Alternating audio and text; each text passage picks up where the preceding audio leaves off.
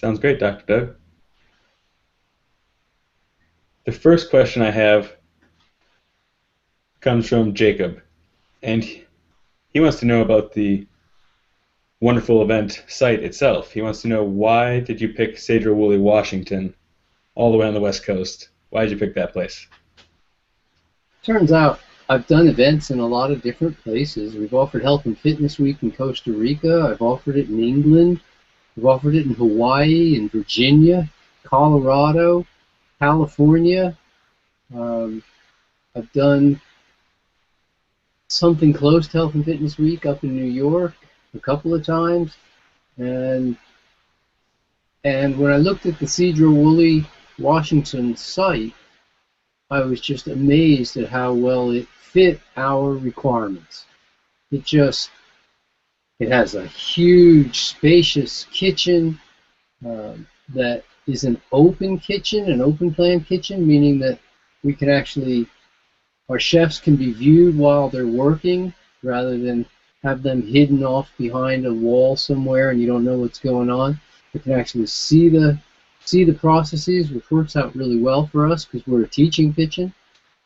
And enough facilities for the worst weather. We can still handle all of our guests indoors to teach fitness classes indoors if needed, although we've never ever been rained out. In 10 years of being at Sedro, Woolley, we've never had even one day where we were rained out and had to go indoors. Still, the facility is comfortable, it's really well appointed, and just everything about it fit our needs so well that I've continued to look around, but I haven't found anything that really comes close until or unless we decide to offer food and sport events that are a lot larger. But at this size of an event, it's just our perfect setup. So we like it there. It's comfortable.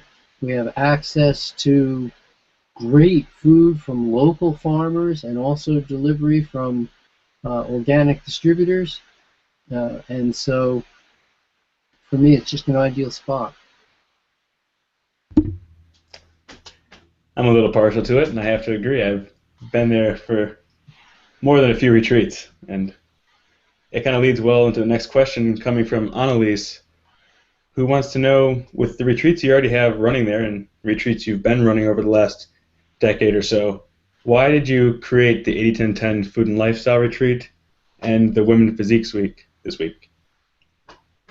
Well, yes, we are offering 2 new retreats this year, and both of them are set up because of popular demand. Now, I have to say, sometimes when I offer things based on popular demand, I'm at least at times I'm disappointed by the turnout once we actually create the event. And I'm hopeful this year that I won't be disappointed.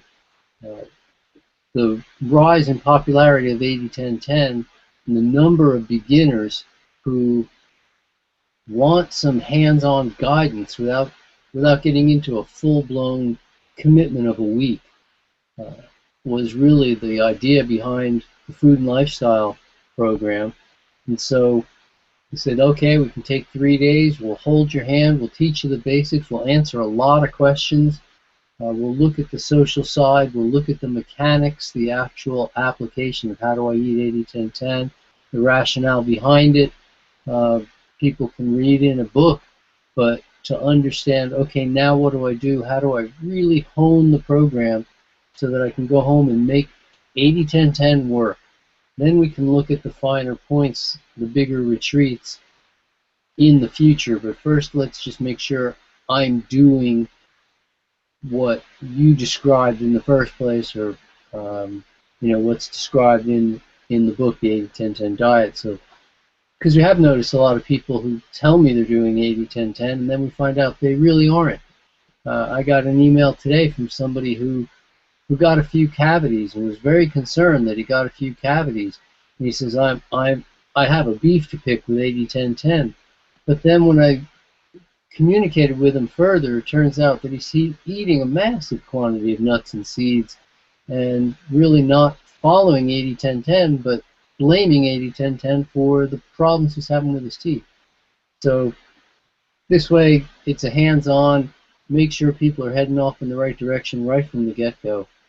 Women's Physique Week, well, there's been so many women who are involved in various fitness competitions who've attended Health and Fitness Week, and that's been good for them. But almost every woman that's ever come to Health and Fitness Week, or pretty much any of my events, has expressed a desire to just chisel and hone a little bit to sculpt their physique and to understand far better than they do how is this done. And so we created Women's Physique Week because I know that women rise to a really high standard and they want to feel good, of course, but they also want to look as good as they possibly can. And I know a lot of people don't have the training in how to develop the type of physique they want. If they want to look long and lean, or if they want to look more solid, if they want to put on muscle in a specific spot, or try to lose weight and understand how is that done. We're going to give you all the tools at Women's Physique Week, and that's what it's for. And we've got two of the best instructors I could ever hope to have in Shari and Lisa.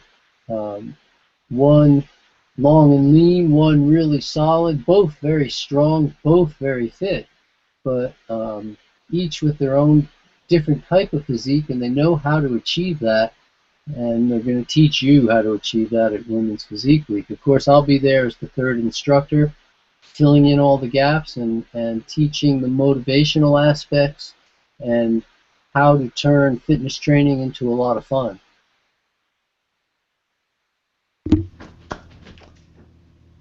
Great. I was just got a fantastic question here from Morella, and she is wondering, after 17 years of struggling with the raw vegan diet, trying to go onto it and stay onto it, and finding herself falling off, she wants to know how you're succeeding. She says she's trained with long-term raw fooders and raw vegans, yet for some sad reason, she keeps starting and stopping when all she wants to do is be 100%.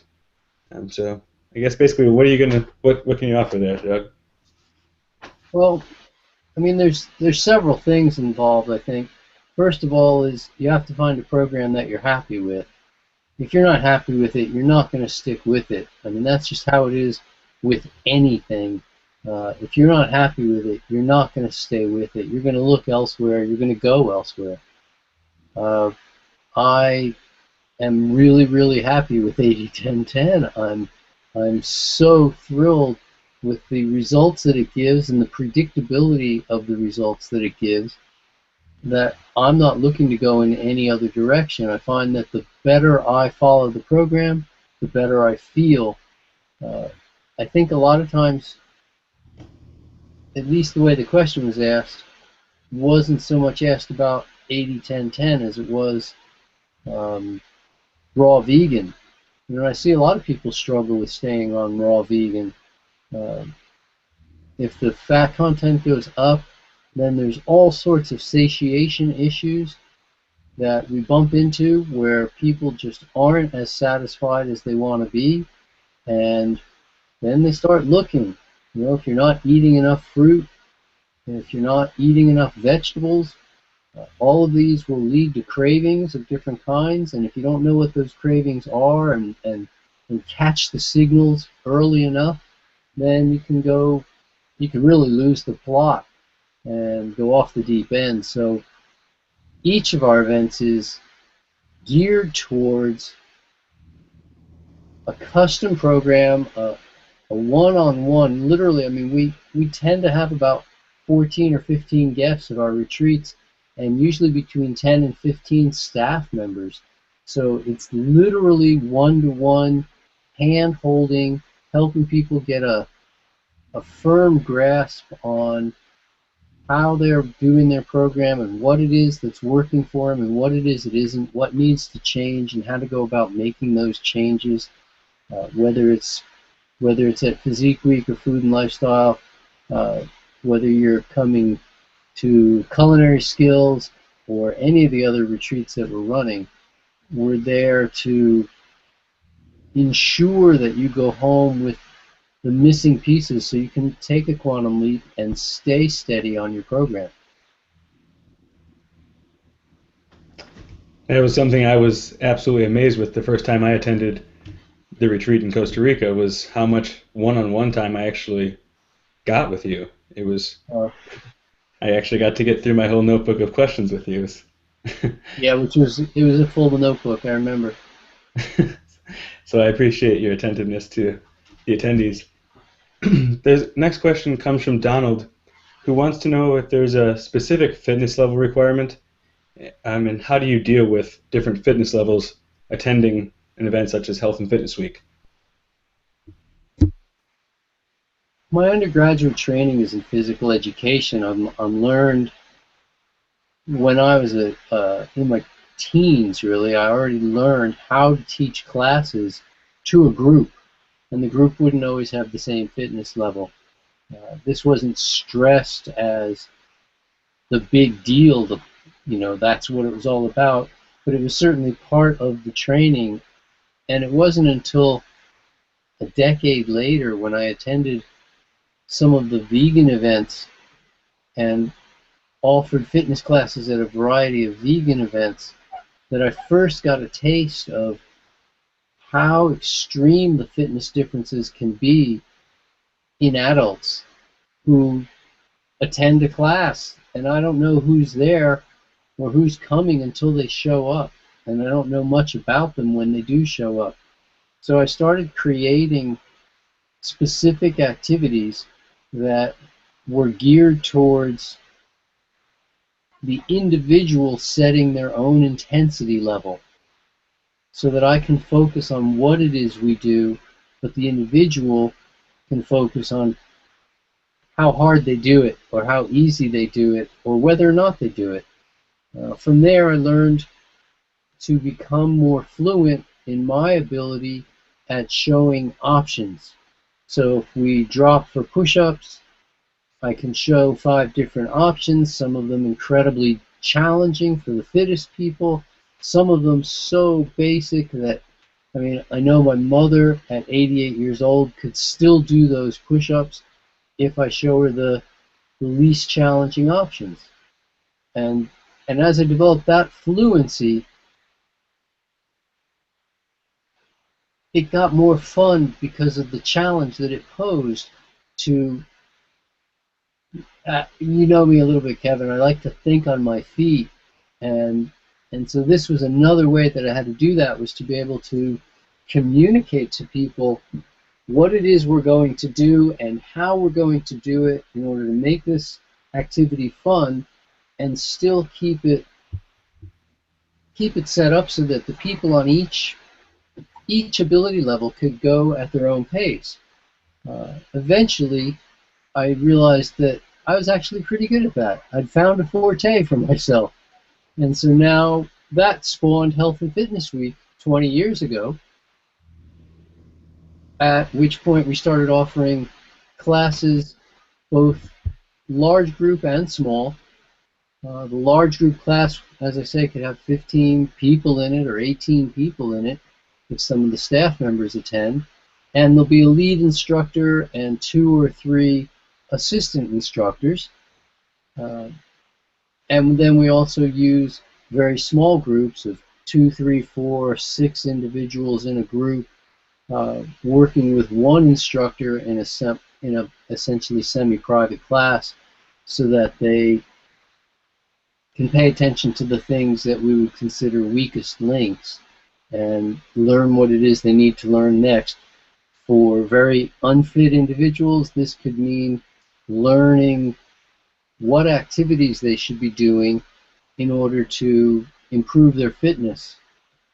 For people who are fairly fit, we might show them how to specialize in various activities of their choosing so that they can pursue that to a higher level. And then for the people who are super fit that show up and they go, look, man, I am already fit, we'll show those people how to become athletes and what it takes to make that quantum leap up to I can do anything with anybody rather than I'm just a specialist in my sport. So it was a gradual process of learning how to do that and being able to handle groups like we've seen at Woodstock show up, and there's 100 people show up for a fitness class, and I don't know any of them, and I'm supposed to teach a class that will challenge the fit people, not hurt the unfit, and still give everybody a really fun time, but also a challenging time, so that they can say, "Wow, that was time well spent. It was good effort, and but not too much." So it takes a practiced eye and it takes a bit of experience, but it's something that I've learned how to do. I suppose that truly is a testament what I see at Woodstock when you do handle 100. I suppose perhaps Sedro's 16 is pretty easy for you then. Well, it's challenging either way, and there is a big advantage that I experience when I'm working with people who are following 80-10-10 because I found over and over and over that they learn what I'm trying to teach more rapidly than even I taught a class recently at a college, and the entire class was taught only to the physical education majors at the college, and they still weren't catching on to the skills I was teaching as quick as lay people do when they're following 80-10-10. I mean, there's something going on in the neurology that's allowing people to learn far more rapidly. And I don't know, I know some of the things that are involved there. I can express some of that, uh, in terms of what's going on between left brain and right brain. Corpus callosum improves in the channel communications from one side to the other when we get the full array of sulfur-containing amino acids because we're eating raw foods as opposed to cooked foods. But that it doesn't mean anything, I don't think, to the people performing. And so I don't tend to talk about that so much. I just tell them, hey, you guys definitely do learn faster. I expect a higher level of coordination and balance. All the neurological components tend to be better. And when those are better, then the overall fitness tends to be better as well. Hmm. Anecdotally, we've heard that quite a bit with people talking about how much their brain fog disappears and their focus sharpens. Um, Yeah, it's methionine and cysteine primarily. I think a lot of it has to do with methionine and cysteine. When we heat proteins, we drive off the sulfur, and the sulfur is involved in an ability for the left side of the brain to communicate with the right side of the brain through a tiny little channel, a bridge known as the corpus callosum. And that corpus is it's just a very interesting structure the way it works. well, that does segue. As Jay has clarified his question, I do want to get to that question, Jay. It did segue really well into the next question coming from Sabrina, who was wondering if you need to have been eating 80-10-10 before coming to a retreat, and if so, how long before is necessary? No, it's not. It's not necessary. I mean, we have people come in right off the streets, as it were, coming in from even very much mainstream diets. I've had people who followed 80-10-10 come with their parents, and it's a complete wow. I mean, they had no idea what to expect. I've even had some of my own family members come having no idea what to expect. Just a vote of approval of them that they wanted to come and find out what it was all about that I was doing. And they do just fine. There's not typically no one's going through any kind of a withdrawal period or some aspect where they go, oh, I'm non-functional for a few days. Although coming off coffee can be a little bit challenging for people, most other stuff is pretty easy. And our food is so satisfying that most folks just say whatever diet they were on before, the new diet seems to work really, really well. So I think there's an advantage. There's an advantage to doing 80-10-10 beforehand in that, or at least being familiar with the concepts of 80-10-10. Maybe reading the book does help, but even still, the lectures are set up to take the first day or two and bring everybody up to speed so that everybody's understanding where I'm going from there, but we don't just assume a certain level of knowledge or leave anybody in the dust. Nobody's walking around lost, like, oh, I don't know what's going on, or I can't ever seem to catch up. We don't have that. Yes, last year, Rosa, her mother had a fantastic time there and just got fitter and fitter by the day. And didn't even speak English, and she was having no problems. She had a blast, though. It All right. helped to have an interpreter, but even then, she had a blast, and I look forward to seeing them both again.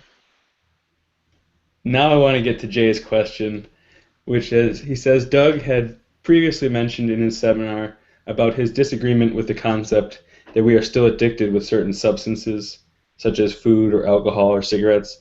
Can you please explain further our empowerment versus the 12-step program's beliefs that we are helpless to deal with certain addictions?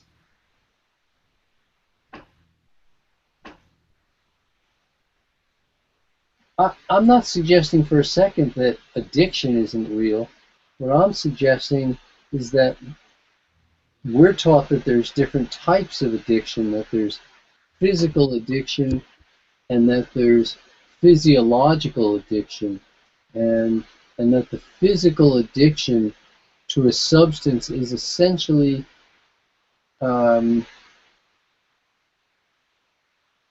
your body has gone through some kind of a shift to where it actually depends upon the substance that you have become addicted to. And I just don't think this is true in any way, shape, or form. The body is set up to thrive.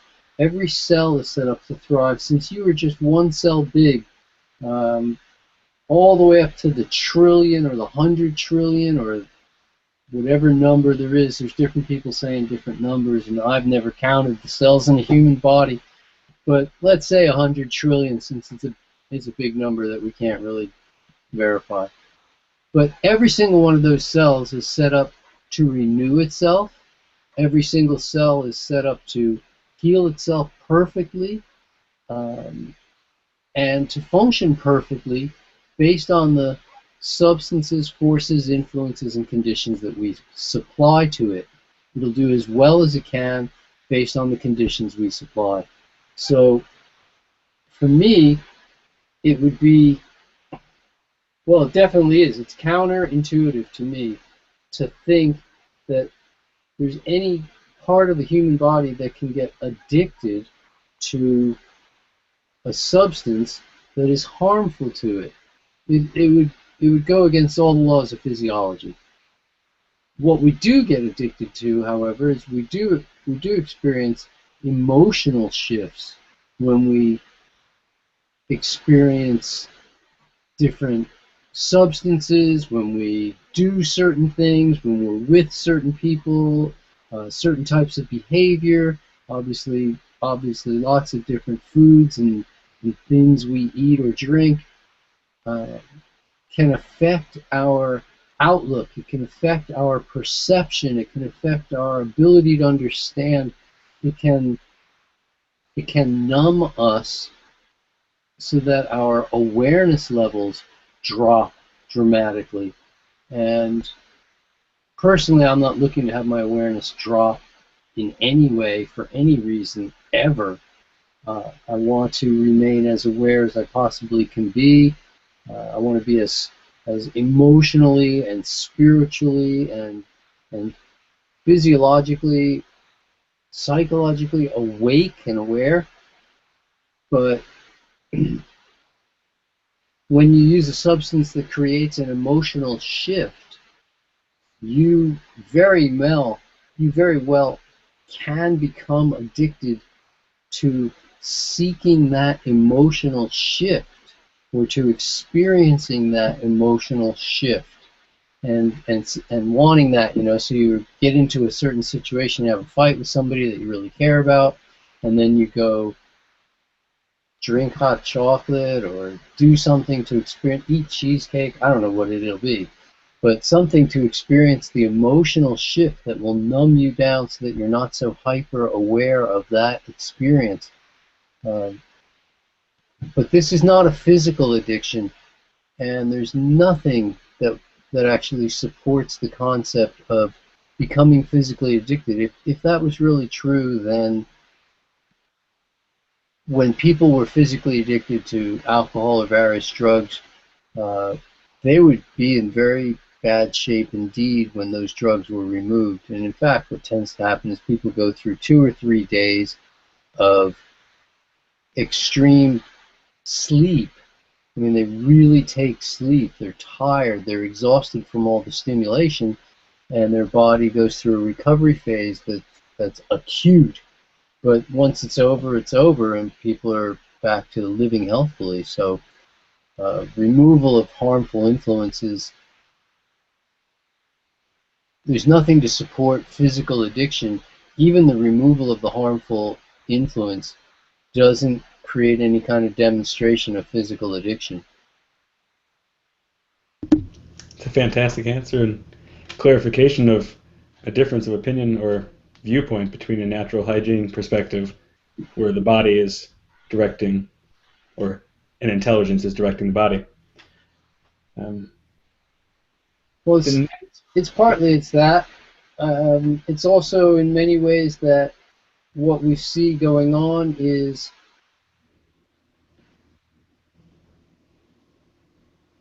does the expression make sense? I mean, I'm willing to go with the medical model on this if it holds water, but it doesn't hold water, because what they're literally saying is that the body can shift back and forth between becoming dependent on healthful conditions, and then it can switch to becoming dependent upon health destroying conditions. And then if you stop taking those substances, that the body can then learn again to become dependent on healthful conditions and substances and forces and influences. And that just doesn't make sense. The body is set up to seek the ideal environment for itself at all times, the healthiest environment for itself at all times. And there is nothing to support the idea that we're out seeking health-destroying influences. We go into this at greater depth, both at Health and Fitness Week, at Women's Physique Week, at our emotionally based event retreat, Banana Island. We spend a lot of time talking about addictions at Banana Island and our emotional experiences and how those tie into our food decisions. Uh, it's a beauty of the whole event, is that there's plenty of time for discussions and plenty of time for philosophy. I mean, we've got all day. We're not going anywhere. There's no pressure to rush, rush, rush. I mean, we're there. The food is being prepared. All we have to do is show up and eat it. And then walk away from that and get on to the next activity, whether that's to have a conversation or watch a video or talk in a group setting. Follow that with a little bit more activity, and then start again, back to the kitchen. You know, we have some more great food. So having the time to really settle in, and if the conversation needs to go on to the next day, well, fine, that's just perfectly good. speaking of addiction, do you see people coming to the events and coming off of their cooked food habits or addictions? And so, do you see that really being a huge catapult and a great method for people to overcome that withdrawal period? Well, as I said, with withdrawal from substances, it tends to be just a couple of days for the psyche to catch up with the reality of the situation and get to a point where we go, you know what, there's really just no reason for me not to enjoy myself. There's no reason for this to feel like I'm having a hard time. I might as well feel like I'm having a good time. and turn the whole situation around again until people can say, oh, you know what, this really is actually very good. Yes, I've seen many people come off cooked food at Health and Fitness Week, at our other retreats, at Banana Island for that matter, and they usually go through a day or two where they're not terribly hungry, and then all of a sudden they go, you know what? The fruit you're putting in front of me and the salad you're putting in front of me are starting to look very appealing. And as you would expect from anybody who skips even a meal or two or eats pretty gentle for a meal or two, by the time they eat light for a couple of meals, they start getting hungry. And so usually long before the event, usually have 5 or 6 more days of great eating and supporting your new lifestyle habits or chosen lifestyle habits, whether that's because you want to do an experiment for a month or two, or whether you say, oh, I'm ready to commit, but I've just had trouble getting over that final hurdle. Either way, the event's just, it's a retreat, and we call it a retreat because of the safety and the security and the comfort that the word implies. I mean, we literally immerse you in a cocoon of support where people can spend some time expressing their needs and then working towards reaching their own goals. I mean, that's what we're there to do at Food and Sport, is to help people reach their health and fitness goals. Great, Doug. And the next question comes from Rick, who wants to know, Dr. Doug, what is your recommendation for those of us living in the Northern Hemisphere? He lives in Ohio, for the winter months. Well, one of my best friends lives in Ohio and has no trouble getting through the winter months. But here are a couple tips that I think might help you. One is to shorten the winter as much as you can and learn how to do that. There's a variety of ways to shorten your expression, your feeling of winter. Uh, First of all, by capitalizing on the autumn foods when it's that time of year. So, as you know, the apples are at the peak of their season in autumn. Pears are at the peak of their season in autumn. Uh, Grapes come into the peak of their season in autumn.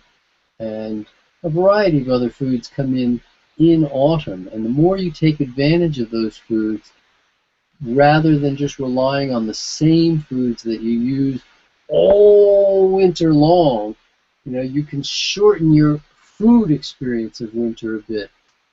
Also, you can shorten that food experience of winter by taking care to utilize the very early winter fruits, especially persimmon. Persimmon, but pomegranate also comes in at that time of year, November, December, and I make a point every November and December to eat a lot of persimmon. I really enjoy it. Some pomegranate too, but a lot of persimmon, because then I'm not relying on my classic winter fruits of citrus and apples and bananas. I can get away from some of that, but so I'm going to get as much persimmon in as I can. I'm really going to have a month where persimmon predominates.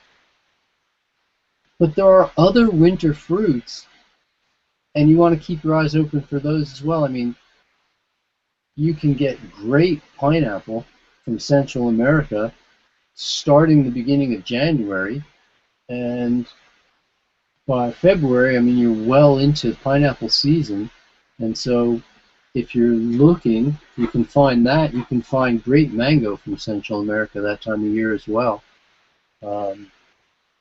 And it sort of cuts your experience, your food experience of winter. It cuts that experience short quite a bit.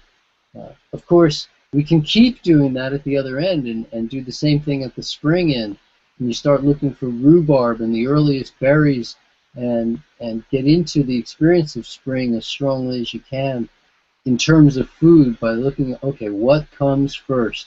And eating those foods as soon as they're available so that you can have a less reliance on apples, bananas, and citrus.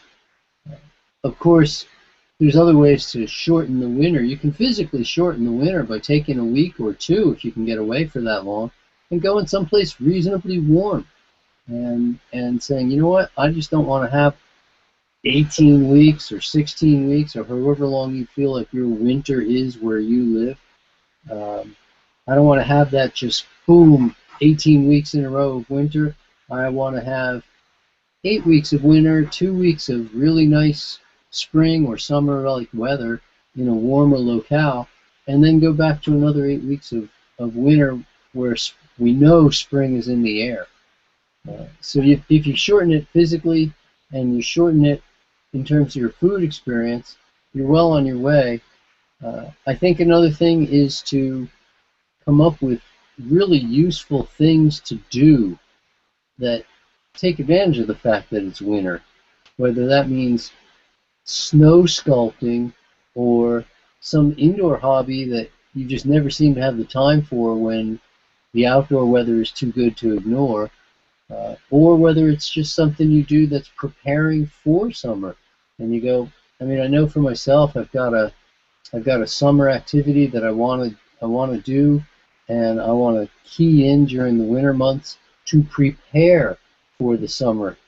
And you know, there's lots of ways, but it's strictly having the motivation. I think physically where you are, you know, you're always in the tropics, aren't you? I mean, between heating your house and using blankets on your bed and the high tech and just warm layers of clothing, you never really are dealing with winter as if it was you're out naked in the cold. I mean, it's not quite like that. So shorten your winter experience in every way you can, and take advantage of the great foods that are available in winter. That's a bit of a learning process, but there is great food available, and you just want to access it. That's great advice. Thank you, Dr. Doug. The next question comes from Paul, who asks, how would you accommodate a 9-year-old girl who is used to eating meat and no vegetables? I'm not sure if he means at the retreat or just in general. How would you approach introducing her into a more raw fruits and vegetable based diet? My experience food-wise has always been that the children will tend to do whatever the parents do. If the parents are eating fruits and vegetables, the child will eat fruits and vegetables. If the parents are not, it's harder to get the child to do it when you're not doing it. So I'd have to know the nature of that situation before I'd give a huge answer, but I haven't met the child that doesn't like fruit, and one of the first things I would always do would be to make sure that there was great fruit available in the house and that you made it consumer friendly. I mean, my daughter loves figs, but she prefers that I peel them for her. So I peel figs for her, and then she'll sit down and eat 8 figs at a time, big figs. And the same thing, I mean, she likes an apple, but she likes it a lot more if I slice it for her, so I slice it for her. I think having really good quality fruit and the types that your children like, and then making it really consumer friendly. Doesn't mean you have to do a whole lot of work, but you have to make it easy enough for your child to consume that they're willing to do it. And that's where I would begin. Then you can introduce, perhaps, if they're not huge vegetable lovers, they'll probably like the vegetable fruits, tomatoes and cucumbers and the other vegetable fruits. And that might be a foot in the door towards lettuce and celery and more leafy greens, etc., spinach or lamb's lettuce or whatever it is you like to choose. Thank you, Dr. Doug. The next question comes from Heidi, who just wants to know if you'll ever offer retreats on the East Coast for those who live on the East Coast of the United States and don't choose to fly in an airplane. Well, I don't think flying is a requirement to come to a West Coast event, although there is some time involved in driving cross country. Certainly, when we when I ran my event in Colorado for some years, we ran Health and Fitness Week in Colorado for, I believe, 5 years in a row. Um, I had people take a bus all the way from New England, and at the end of the event, bus all the way back, and that actually worked out pretty well. I'm still friends with some of those people. In fact, even though it's been 12 years since they attended Health and Fitness Week, but so that's one option. I'm not against doing an East Coast event. I have a tremendous amount of equipment in my West Coast facility at this point. I mean, now that I've found a facility that I really like and I can stick with, the amount of equipment that we've amassed, various types of fitness equipment, it's pretty impressive, I think, actually, for a home gym. It's pretty impressive. It is, and enjoyable. And it's a lot of fun. It is portable, it is mobile, and I don't need all of it to do say a health and fitness week on the East Coast.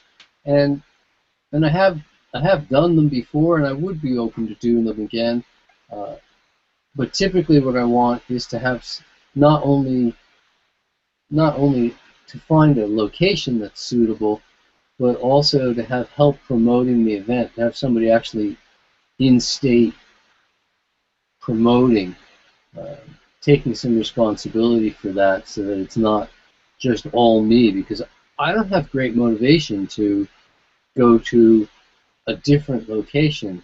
I think it's a lot easier in terms of the quality of the event for me to set it up where I set it up, bring all my instructors to one place, rather than take that show on the road. And for an example of that, I mean, we can look, say, at Cirque du Soleil, and when they take their shows on the road, as they do, the price of tickets becomes astronomical, and I don't really want the price of my events to become astronomical. I'm not elitist in that way at all. We offer some scholarships to my events, and we offer discounts to the events, and we're running a 2-for-1 special on events right now, which is just astonishing. It's a price that I've had so many people tell me, look, I want to bring my mom, I want to bring my husband, I want to bring my my cousin, I want to come with my best friend, but it's a big investment, and isn't there a way? And I finally just said, look, let's do 2-for-1, bring a friend, and bring a family member, whoever it has to be, and we'll honor that and make it really easy for people to bring their loved ones to food and sport events. So for me, it's always been about keeping the cost down as much as I can, so that I can offer as much as possible to my guests.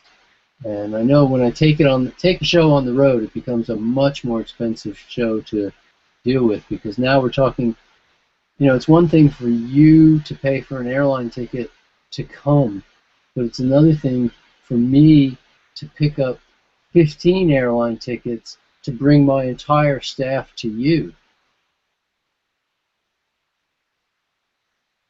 Touché. The next question comes from Jay, and I've had this question asked to me a couple times about the videos recorded at your lectures and at your retreats.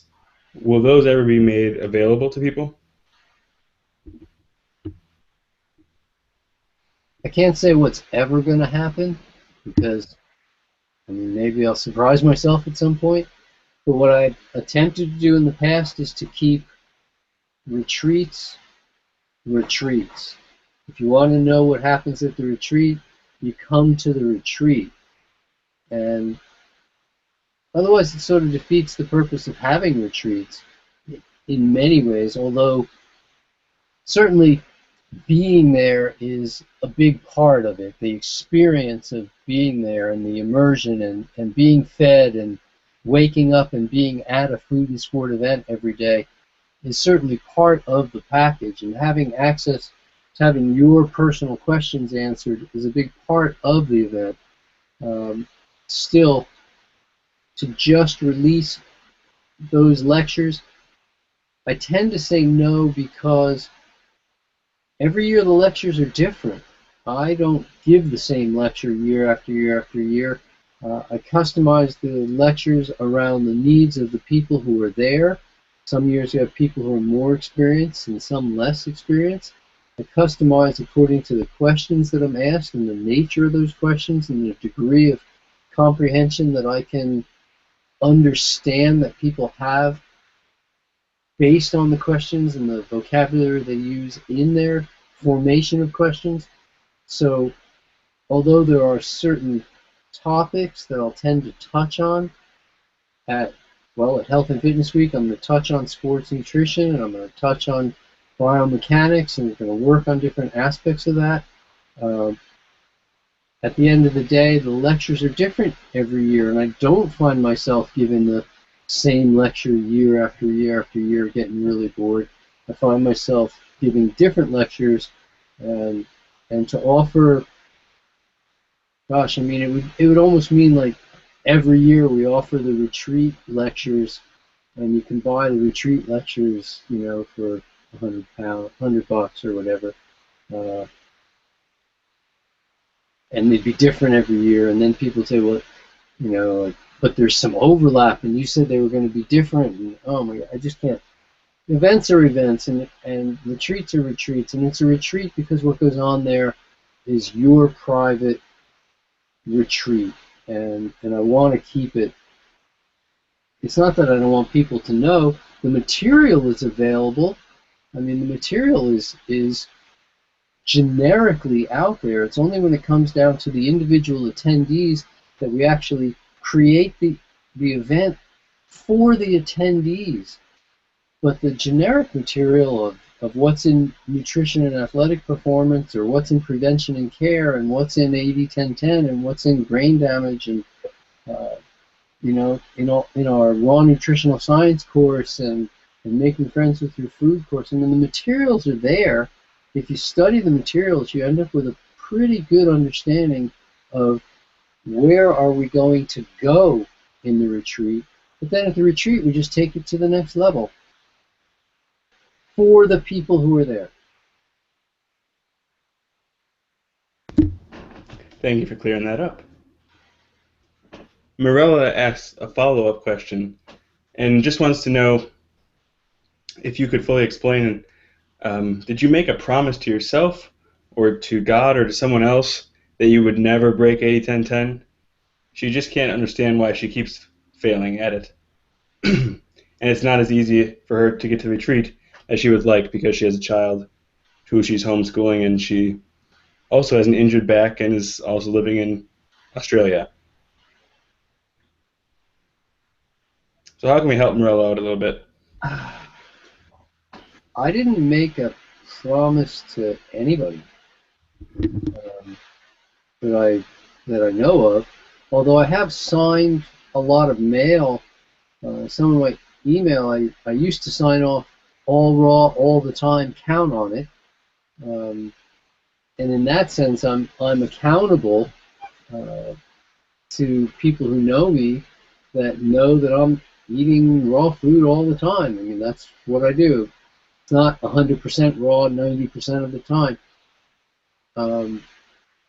Usually, Morella, where I would go is, I would say it's time to have somebody look at what you're doing, have an outsider view you, whether that's done in form of a consultation with me, or whether it's just asking somebody else that you know that's really doing well with 80-10-10 to look in. You know how easy it is to see other people's flaws or to see other people's problems, and it's easy to look in on other people and tell them what to do, as opposed to seeing for ourselves what it is we're doing, why am I having this problem or this issue. It's a lot easier for outsiders to see it, and of course, you know, I make a living of doing that, so usually by filling in my consultation, for a lot of people filling in my consultation form is enough, and they don't need me at that point. They filled out the form, the appropriate questions got asked, and then by the time the people applying for the consult answer those questions, they realize for themselves what the problem was, and they can just correct it, at no cost. And I'm happy to do that. Uh, but I'm also happy to then say, oh, well, look, here's what you're doing, and here's why you're obviously having problems. After countless people looking in on their lifestyle and doing lifestyle evaluations, I can see that usually pretty easily and get to a point where I understand, ooh, you're not sleeping enough, or you're not eating enough, or you're doing too much of something, you're overtraining, or you're whatever it is. And then we just make some adjustments, customize the program to better fit your needs and your desires and your goals, and usually we have you up and running in no time. So whether that happens at a retreat, or if you want to do that through private consulting, I mean, it's certainly an option. It certainly is a little easier to see others' faults. So It's easy to see other people's flaws.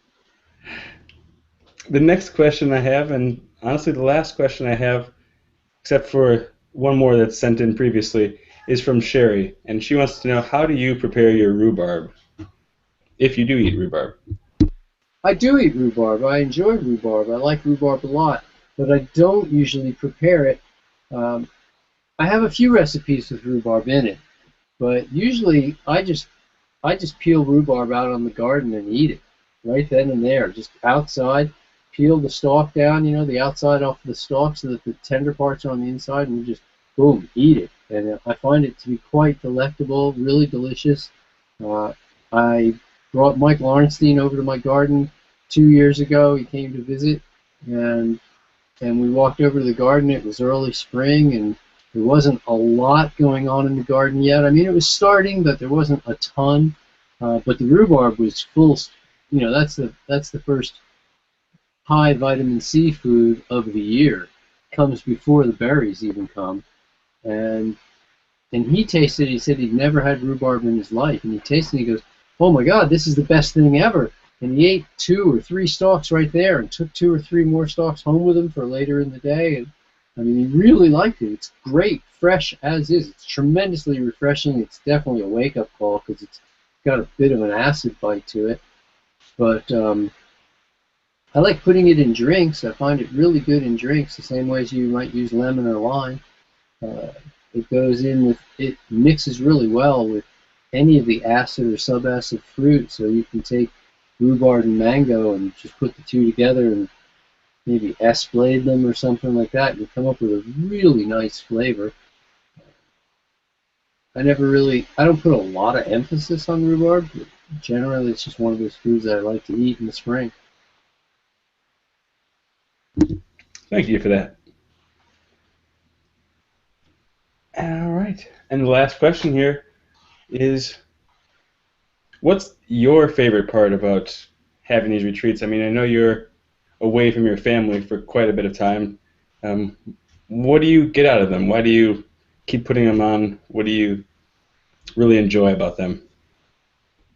I know us as attendees, we have our favorite things, but you've got to have yours too. Well, the way you asked that question was a little funny, but I've got to tell you right off the top that being away from my family is not one of the good things about doing events.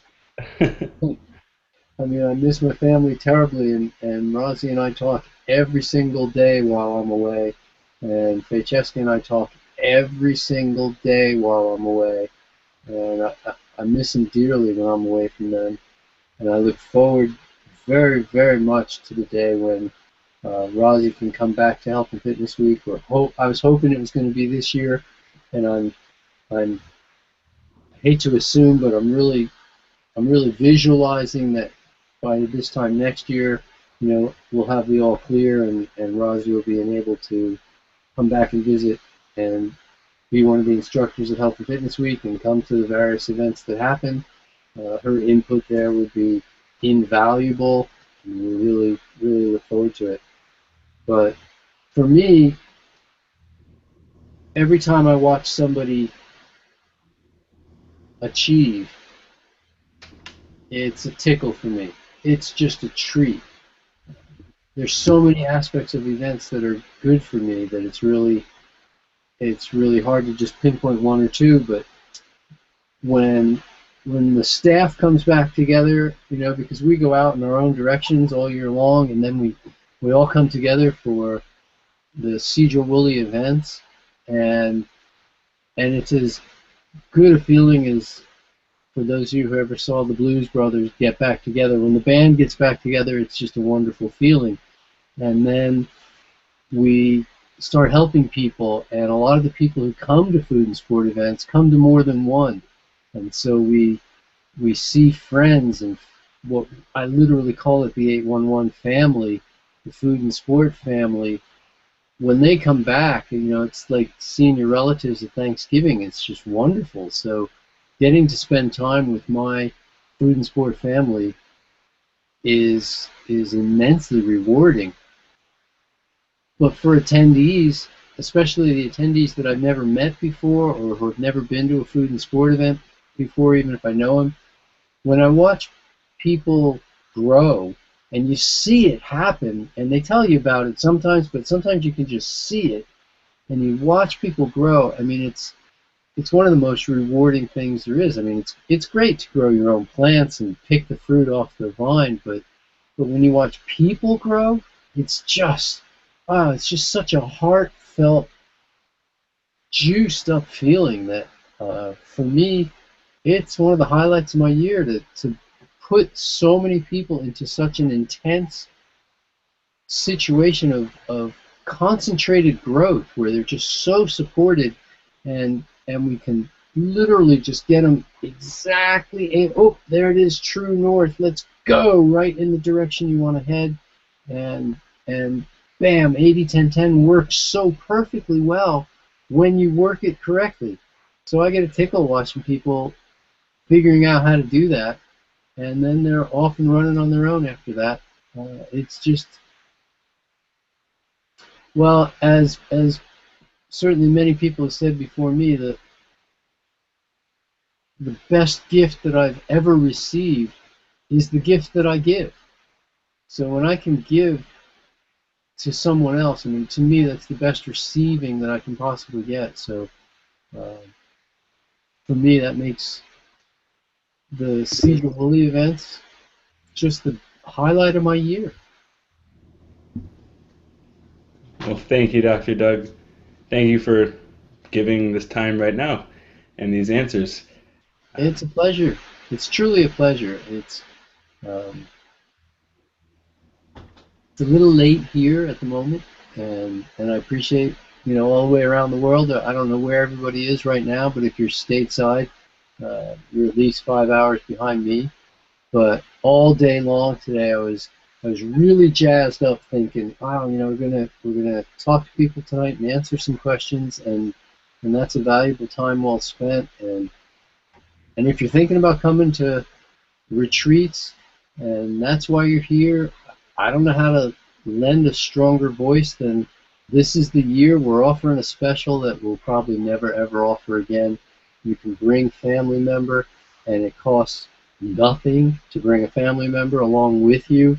I mean, this is just unheard of, and in a facility where we're only taking 14 to 16 people per event, to be able to offer this to a limited number of people is just really special. I mean, we've got a bunch of people signed up, but I know we're gonna fill up those last few spaces just because people are gonna start coming two at a time. And we've already had a few registrations today for people wanting to do that. And it's part of why we keep offering more events, because there's demand for more events. I look forward to meeting you and seeing you at the Sedro Woolley events. Kevin, thank you for taking the time to help me run this program tonight. Thank you, Dr. Doug. I enjoy my time with you always. Well, next time we'll see most of you will be at Woodstock. I know a lot of people who come to Woodstock then come over to the food and sport events. And so I look forward to seeing a bunch of my friends at Woodstock and really getting a chance to have the time to focus in instead of having 700 of you all at 1 week. we'll have 14 people for a week. We can really get to make friends, become part of the food and sport family. See you then.